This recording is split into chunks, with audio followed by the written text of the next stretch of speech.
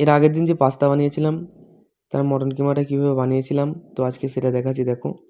সবথেকে আগে দিয়ে নিচ্ছি পেঁয়াজ রসুন, তারপর দিয়ে নিচ্ছি টমেটো, এটাকে ভুনে নিয়ে তারপর দিয়েছি লবণ, তারপর দিয়ে নিয়েছি অরিগানো একদম সিম্পল, তারপর দিয়ে নিয়েছি আমি ব্ল্যাক পেপার দেওয়ার পরে তারপরে আমি কী করেছি এটাকে একটু ভুনে নিয়েছি। তারপরেতে আমি অ্যাড করে দিয়েছি টমেটো পেস্ট, দেখো অল্প একটু টমেটো পেস্ট দিয়ে নিয়েছি। তারপরে এটাকে আরেকটু ভুনে নিয়ে এতে আমি মটন কিমাটা দিয়ে দিয়েছি। তো মটন কিমা দিয়ে নিয়ে আমার হয়ে গেছে, একটু একটাকে কষিয়ে নিয়েছি। কষিয়ে নেওয়ার পরে এটাতে আমি জল অ্যাড করে দিয়েছি। এবার আধা ঘন্টা ওটা ফুটে গেছে।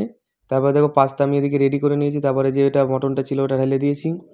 তারপরে আবার পাস্তা দিয়ে তারপরে হোয়াইট সসটা যেটা বানিয়েছিলাম ওটা ঢেলে দিয়েছি। তারপরে আমি কী করেছি এতে চিজ ঢেলে দিয়েছি, মোজরেলা চিজ। তারপর এটাকে আমি ওভেনে দিয়ে নিয়েছি আর আধা ঘন্টা মতো স্লো, একদম স্লো আছে, লো ফ্লেমে। তো তারপর আমার এটা রেডি হয়ে গেছে, দেখো কত সুন্দর হয়েছে। যদি ভিডিওটা ভালো লাগে অবশ্যই একটা লাইক, একটা কমেন্ট। বাই।